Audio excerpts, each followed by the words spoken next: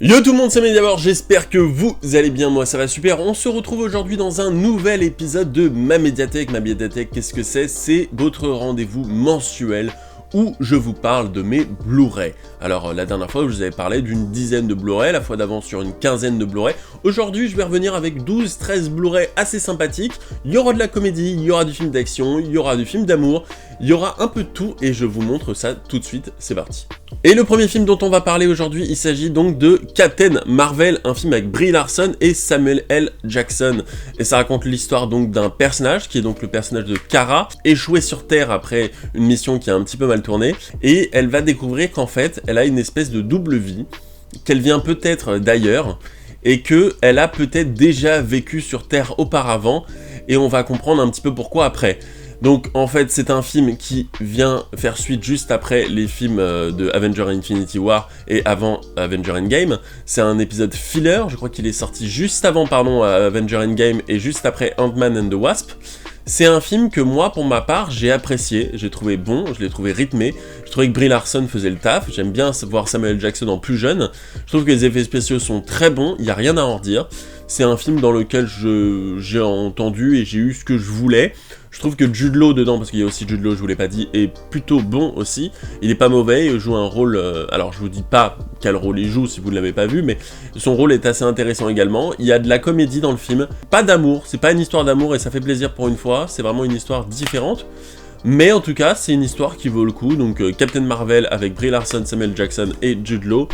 C'était quand même un bon film, je sais pas ce que vous en avez pensé, dites-moi dans les commentaires si vous avez vu Captain Marvel et si vous jugez que pour vous c'est un bon film, oui ou non, mais en tout cas moi c'est un film que j'ai plutôt apprécié. Avant de passer au Blu-ray suivant, sachez que vous êtes de plus en plus nombreux à vous abonner à la chaîne, ce qui fait énormément plaisir. Pour que vous sachiez un petit peu, vous êtes à peu près 400 à avoir rejoint la chaîne depuis le mois de septembre, ce qui me fait énormément plaisir, 400 abonnés en plus c'est beaucoup. Donc pour ceux qui connaîtraient pas ma médiathèque, je fais pas de critique, je vous montre juste les Blu-ray que j'ai, et les films, et c'est juste une mini description du film et de ce que j'en ai pensé, et si oui ou non, vous devriez peut-être l'acheter.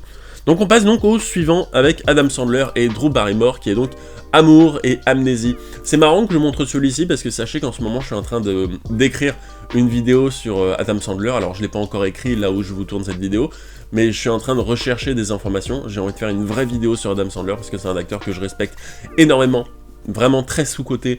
Et je pense qu'il y a moyen que cette vidéo soit intéressante. Donc voilà, donc Amour et Amnésie avec Drew Barrymore et Adam Sandler, c'est l'histoire donc d'une fille, qui est donc Drew Barrymore, qui vit tous les jours la même journée. Elle a l'impression qu'on est le même jour, et donc sa famille, ses amis, tout le monde fait tout pour qu'elle ait l'impression que la journée qu'elle est en train de vivre soit la même journée à chaque fois. Donc ils vont trouver un journal qui est exactement le même, ils vont lui commander un gâteau d'anniversaire, ils vont le souhaiter tous les jours. Super mignon, c'est un film d'amour. C'est un film avec Adam Sandler, Drew Barrymore que moi j'aime beaucoup, c'est un feel good movie, c'est un film qui fait du bien. C'est l'âge d'or d'Adam Sandler, c'était avant qu'il fasse des films genre Jack and Julie, ou les films Copains pour toujours, même si Copains pour toujours c'est pas mal. En tout cas voilà, Amour et Amnésie, je vous le conseille, un bon film détente, pour rigoler, pour s'amuser, un film qui passe bien le temps, et en fait c'est marrant parce que bah voilà, là ils le disent à peu près 50 first dates, en fait le mec se foire à chaque fois, et il va tout faire pour avoir un date avec elle. Amour et Amnésie avec Adam Sandler et Drew Barrymore, c'est un film qu'il faut voir, un film qu'il faut dévorer, et regardez-le. Et dites-moi dans les commentaires encore une fois si vous l'avez vu ou si vous ne l'avez pas vu. On passe au troisième film, qui est donc un film avec Jennifer Lawrence et Chris Pratt, qui est donc Passengers. Passengers, qu'est-ce que c'est? C'est l'histoire d'un vaisseau dans le futur, qui parcourt la Terre jusqu'à une autre planète, une colonie. Il va y avoir un espèce de dysfonctionnement, et donc une capsule, celle de Chris Pratt, va s'ouvrir mystérieusement, on sait pas pourquoi. Et un jour, il va se dire, j'en peux plus, je suis seul. Il y a cette fille là qui me plaît grave dans cette capsule, mais c'est pas honnête de la réveiller, mais en même temps, elle me plaît grave, et en même temps, ça ferait de la compagnie, mais en même temps, je suis vraiment un salaud si je fais ça, parce que voilà, parce qu'en fait, il reste 90 ans pour arriver sur la nouvelle planète. Il décide donc de réveiller cette fille, donc le personnage de Jennifer Lawrence. Il va s'en suivre pas mal de choses, il va devoir donc lui cacher qu'il l'a réveillé, et à un moment donné, on pense qu'il va peut-être lui dire ou pas. Vous verrez dans le film. En tout cas, moi, c'est un film que j'ai aimé, c'est un film très bien fait, les effets spéciaux sont très bons, il y a de très bonnes idées. Les idées avec la piscine par exemple, où on a l'eau, hein, ils sont en train de nager, hein, comme ça, et d'un coup il y a la zéro gravité, il y a un problème de gravité, et toute l'eau se retire de la piscine, et donc ils sont enfermés dans cette bulle d'eau, et ils n'arrivent pas à sortir parce que quand ils nagent, la bulle bouge avec eux, et donc ils finissent limite étouffés. Il y a beaucoup d'idées, le robot dans le bar là qui fait très Shining, avec le barman dans le bar, Passenger, que je vous conseille, dites-moi dans les commentaires encore une fois si vous avez peut-être apprécié. Donc, 4e Blu-ray.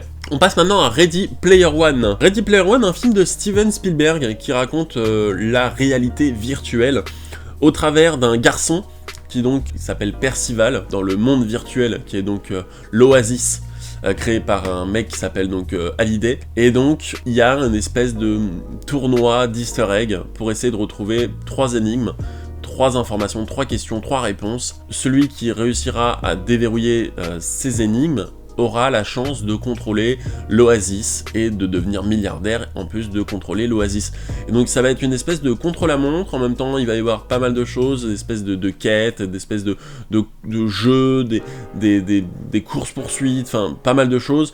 À côté de ça, t'as un méchant un peu caricatural qui va essayer de récupérer l'Oasis, qui est le méchant parce qu'il connaît pas trop la culture pop. Et j'ai aimé ce film, mais plus je le revois, et plus il y a des trucs qui me dérangent. Je trouve que ce film est mal amené pour certains trucs. Ça fait beaucoup de refs à beaucoup de choses, et ça fait beaucoup de refs aux années 80, mais ça fait pas vraiment de refs aux années 2000, 2010, 2020, et pour moi, si ça se passe en 2030 ou 2040, on devrait avoir des refs qu'on comprend pas. J'ai l'impression que la pop culture s'arrête en 2010, quoi, et c'est un peu con. La dernière pop culture qui est assez actuelle, ça doit être Overwatch, ou Tomb Raider, donc voilà, c'est un film que moi j'ai aimé, j'ai apprécié, mais il y a quelques trucs qui me dérangent. Je vous renvoie là sur la vidéo du Bullshitomet sur l'Icarion Rock, qui explique beaucoup mieux que moi les problèmes qu'il y a avec Ready Player One, mais il est quand même dans ma Blu-ray Tech, dans ma médiathèque, donc n'hésitez pas à me dire en commentaire ce que vous avez pensé du film. Je serais curieux de lire ça, et peut-être que vous êtes d'accord, peut-être que vous n'êtes pas d'accord, donc dites-moi ça tout de suite. On passe au prochain film, qui est donc Mars Attack, réalisé par Tim Burton, avec Sarah Michelle Gellar, Pierce Brosnan, Jack Nicholson, Annette Bening, Jack Black, Danny DeVito, enfin il y a vraiment du gros monde sur ce film, et donc ça raconte l'histoire des envahisseurs martiens qui donc à la suite d'un espèce de message envoyé par la Terre reçoivent le message et donc décident de venir atterrir en grande pompe avec les honneurs, tous ces trucs là, les honneurs militaires. Ce qui se passe en fait, c'est que les Martiens, on se rend compte qu'ils ont des mauvaises intentions, qui sont pas là pour être gentils, et commencent à dézinguer un petit peu tout le monde. On va suivre plusieurs personnages avec plusieurs histoires différentes qui vont au final finir par se rejoindre à un moment donné dans le film, et pour certains qui vont réussir ou peut-être essayer de défoncer les Martiens.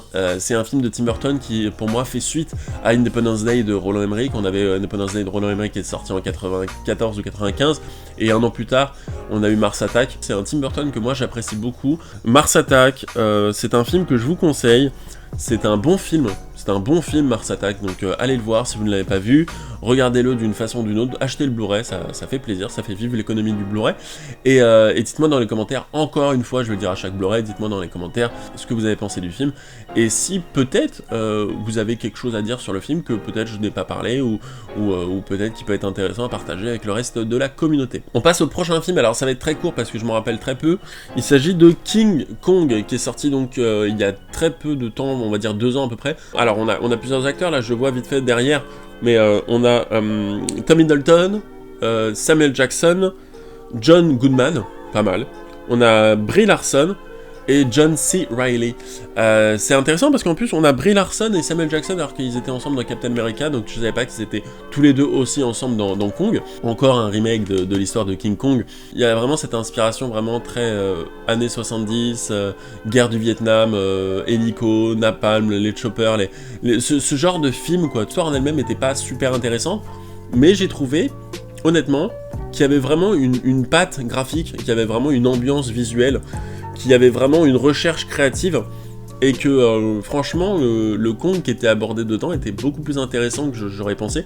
Je préfère évidemment le film de Peter Jackson, et encore plus vieux, je préfère le film de 1930 qui était sorti il y a très très longtemps, qui est l'original donc, mais Kong de ce Monsterverse, voilà, ça s'appelle le Monsterverse, est pas mal, j'ai plutôt apprécié, c'est un film que je vous conseille. Dites-moi dans les commentaires, je sais qu'il y a Godzilla King of Monsters et Godzilla 1 qui fait partie de ce Monsterverse avec Kong. Prochain Kong sera donc Kong versus Godzilla ou Godzilla versus Kong. Est-ce que le film va être intéressant ou pas? Est-ce que on va s'attendre à un film genre Kong et Godzilla, mais en fait ils sont gentils tous les deux et ils vont défoncer d'autres monstres? Je pense que c'est ce qui va se passer à un moment donné, parce que Kong n'est pas méchant, Godzilla n'est pas méchant au final, donc voilà, donc en tout cas, Kong, si vous l'avez pas vu, regardez-le. On reste dans la même veine avec un film qui a fait parler également, qui a fait couler un petit peu d'encre. Il s'agit donc de Rampage hors de contrôle avec Dwayne Johnson et accessoirement Jeffrey Dean Morgan. On va dire qu'il y a une espèce de météorite qui s'est écrasée dans un zoo et dans plusieurs endroits de la planète, et les animaux qui étaient en contact avec cette météorite ont juste évolué, ont grandi, ont pris des tailles juste gigantesques. Au milieu, Dwayne Johnson, qui donc travaillait dans ce zoo, qui s'occupait de ce singe qu'on voit derrière, qui donc va s'en occuper et va tout faire pour qu'il survive. Et plus il va grandir, il va avoir une espèce de folie meurtrière, une folie destructrice, comme tous les autres animaux qui ont grandi avec lui, en même temps que lui. Et donc, à la fin, en tout cas pendant le film, il va se battre avec ces autres animaux gigantesques. C'est un film popcorn, c'est un film détente, c'est un film hors de contrôle, quoi, totalement. Un film qui a pas dû être si facile à faire, parce que c'est jamais facile, les effets spéciaux, et c'est jamais facile d'interagir avec quelque chose qui n'est pas vraiment là. Je trouve que Dwayne Johnson s'en sort très bien, je trouve les effets spéciaux très bons, aucun problème, j'ai trouvé l'histoire assez marrante, assez intéressante. Jeffrey Dean Morgan est plutôt cool dedans également, donc ça fait plaisir de le voir autre que dans The Walking Dead, même si je connaissais avant The Walking Dead. C'est vraiment de l'action pure et simple, donc Rampage hors de contrôle, je vous le conseille, allez le voir. Si vous ne l'avez pas vu, n'hésitez pas à le voir, et pour ceux qui l'ont vu, n'hésitez pas à me dire dans les commentaires si vous avez aimé le film, si vous trouvez que Dwayne Johnson est con, j'en sais rien, et si vous trouvez peut-être que le monstre ou l'histoire sont intéressants ou pas, et si Jeffrey Dean Morgan est nul dans ce rôle, je sais pas, c'est possible. Voilà, on passe au prochain Blu-ray. On parle maintenant de Star Wars épisode 8, Les Derniers Jedi. C'est un film qui est différent, c'est réalisé par Rian Johnson, et donc ce film fait suite à l'épisode 7, c'est vraiment une histoire qui aurait pu limite rester pour un épisode de Mandalorian. Premier Ordre a la capacité de pouvoir traquer en hyperespace les vaisseaux de la Résistance. Les vaisseaux de la Résistance ne vont plus finir par avoir de fuel, ainsi que les vaisseaux qui les accompagnent. Et donc, ce qui va se passer, c'est qu'ils vont devoir trouver une solution pour essayer de survivre au Premier Ordre. Il y a des trucs très cool, des trucs très nuls. Maintenant, maintenant ça fait le taf, il y a de l'action, il y a tout ce qu'il faut. Le film est un peu pas creux, mais pas si intéressant que ça par rapport à Star Wars épisode 7 et Star Wars épisode 9, c'est mon avis encore une fois. C'est toujours compliqué de parler Star Wars, j'ai un peu peur de parler Star Wars parce que là c'est le moment où vous mettez les pouces rouges. Des séquences absolument magnifiques où il y a un espèce de désert de sel et que quand les vaisseaux passent ça fait une espèce d'explosion rouge avec une espèce de sol rouge. Enfin c'est juste magnifique, il y a des très bonnes idées, des très bons effets spéciaux, on va pas se le cacher. Par contre ce film me rappelle vraiment, et je sens qu'il y a une inspiration Battlestar, c'est sûr. Ça me rappelle vraiment un épisode de Battlestar Galactica, et je sens, c'est sûr à 100%, que Rian Johnson est allé pêcher cette idée dans Battlestar Galactica. Parce que Battlestar Galactica, le premier épisode de Battlestar, c'est 28 minutes. Il s'agit des vaisseaux, des Cylons, qui peuvent traquer les vaisseaux des 13 colonies dans l'hyperespace. Et une fois qu'ils arrivent dans l'hyperespace, ils sont obligés d'attendre un petit peu en sortant de l'hyperespace pour pouvoir relancer une autre fenêtre d'hyperespace, et donc il y a des batailles spatiales entre les deux. Et donc c'est exactement ce qui se passe avec Star Wars. C'est très étrange d'ailleurs, c'est la même chose. Et on se demande si Rian Johnson n'est pas allé pomper un peu l'idée par-ci par-là, parce que pour moi c'est la même. Donc peut-être que c'est une théorie un peu fumante, mais en tout cas pour moi c'est à peu près la même histoire, donc je comprends pas trop. On sent un peu l'inspiration peut-être, ou peut-être que c'est un copiage clairement pur et simple. Il s'est dit bon ça se verra pas, mais voilà, moi j'ai préféré Star Wars épisode 7, et surtout maintenant j'ai préféré Star Wars épisode 9. Et c'est dommage parce que Star Wars épisode 8 commençait à balancer quelques informations assez sympas, et maintenant comme Star Wars épisode 9 est sorti, je préfère Star Wars épisode 9, mais bon voilà. En tout cas n'hésitez pas à me le dire dans les commentaires. On passe au Blu-ray suivant. On va parler maintenant de Zootopie. Zootopie, qu'est-ce que c'est? C'est un film Disney qui raconte l'histoire d'une petite lapine qui donc veut devenir policière, et qui va tout faire pour le devenir en entrant dans une grande ville qui s'appelle donc Zootopie, qui est donc l'espèce de mégalopole, une espèce de capitale, où tous les animaux vivent en parfaite harmonie, que ce soit les gentils, les méchants, les lions, les guépards, les léopards, les lapins, tous ces trucs-là. Et tous les animaux vivent avec leur échelle différente, que tu sois un ours, ou que tu sois par exemple un lapin, ou que tu sois par exemple une souris ou quoi que ce soit, ta ville sera pas de la même taille en fait. C'est-à-dire qu'il y a beaucoup d'endroits où par exemple le quartier des souris, c'est des quartiers minuscules avec des immeubles qui font la taille d'un lion, on va dire. Disney Pixar, ils ont osé prendre un risque en créant autre chose qui n'est pas un conte de fées, parce que c'est pas un conte de fées, il n'y a pas de princesse. C'est une histoire de stigmatisation, tout le monde n'est pas blanc ou noir ou mauvais ou bon. passe un bon temps devant le film. Dites-moi ce que vous avez pensé de Zootopie, j'ai pas grand chose à dire sur le film, je l'ai vu il y a un paquet d'années maintenant, mais Zootopie c'est un film que pour ma part j'ai apprécié. Et en dernier, on parle d'un film et pas des moindres, on parle de Jurassic World, réalisé par Colin Trevorrow, avec Bryce Dallas Howard, avec Vincent D'Onofrio et Chris Pratt. Ça faisait depuis Jurassic Park 1, et puis après Le Monde Perdu, donc depuis Jurassic Park 1, qu'on avait envie, donc depuis 1993, qu'on avait envie de voir si un parc, Jurassic Park, était possible. Colin Trevorrow a été appelé pour réaliser Jurassic World. C'est un film donc que j'ai suivi, je me rappelle suivre les photos sur Allociné, les photos sur des sites de fans, en voyant des trucs, et pour moi, quand j'ai vu Jurassic World, c'est un peu comme les fans qui vont voir, je sais pas moi, Star Wars, qui ont été voir par exemple Star Wars de la menace fantôme. Je m'attendais vraiment à un film excellent. Bah vous savez quoi?